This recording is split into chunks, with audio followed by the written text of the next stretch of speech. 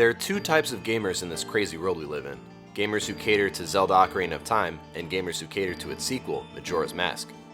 By the time Majora's Mask was released, Ocarina of Time was already crowned as the GOAT. Nintendo knew that they had surpassed any expectations when Ocarina of Time was released, so it was a ballsy move to release a sequel in a limited amount of time utilizing the same exact engine. This is without a doubt one of Nintendo's most obscure and overall weird games that make you feel as if you're in a parallel universe. Familiar faces aside, Zelda Majora's Mask gives you a feeling of isolation.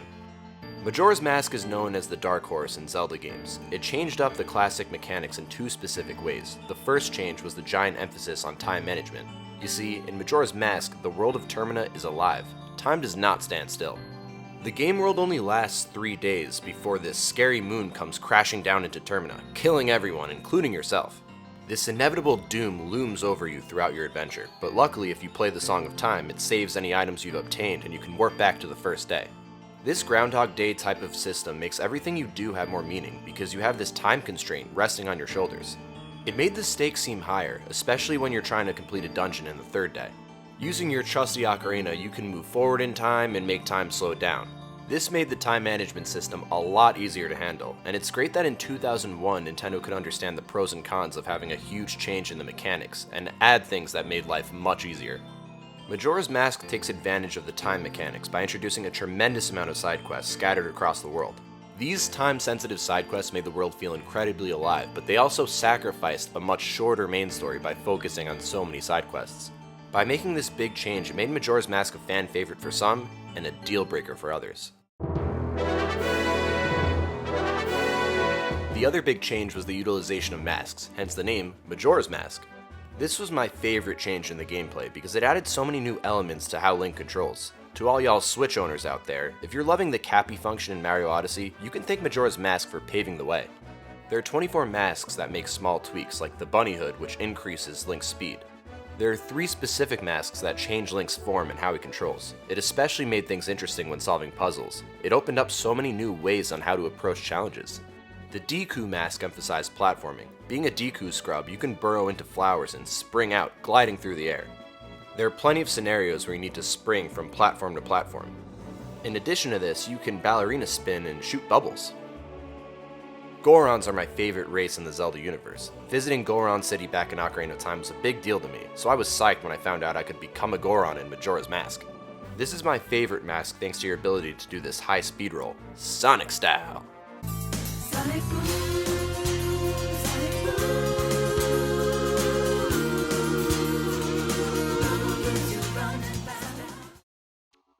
There are fun side quests involving this mechanic, like racing other fellow Gorons. You drain your magic meter as you roll, but you can utilize spikes in order to open jars and break down giant snowbanks to fetch more magic. Other cool features are ground pounding, using your superior weight to keep switches down, and using your super punches to break larger barrels and piles of snow. Lastly, in Majora's Mask we have the Zora Mask, which enhances your swimming ability. Swimming controls in 3D video games have always been really tricky since you're utilizing so many dimensions, but Majora's Mask actually has a great take on water controls. As Zora Link, swimming through water is easy, plus you can jump out of the water like a dolphin. If Echo the Dolphin was ever a 3D game, it would borrow these mechanics from Majora's Mask, I promise you that. While you're swimming, you can use this magic force field to kill enemies, and you can also use your arm flipper thingies as dual boomerangs. It's never boring to be Link. Link is the man with his arsenal of items, but being able to morph into all of these new forms made the gameplay constantly fresh, and once you incorporate these masks into the dungeons, that's where Majora's Mask is at its strongest. I mentioned side quests earlier. There's a ton of stuff to do in the world of Termina, but I had the most fun in the dungeons. Almost every Zelda game has at least one crappy dungeon, but in Majora's Mask, I couldn't find one dungeon that was poorly constructed. Each dungeon brought its own mechanics, its own challenge, and above all else, its own atmosphere. My only critique is that there's not enough. There are only 4 to be exact. With that being said, people don't mention the dungeons enough when mentioning Majora's Mask, but I was really impressed with the level design and all the challenges that Nintendo threw at me. In a typical Zelda fashion, you obtain a new item in each dungeon and utilize that to solve puzzles, but in Majora's Mask, you use past items a lot more often than other Zelda games.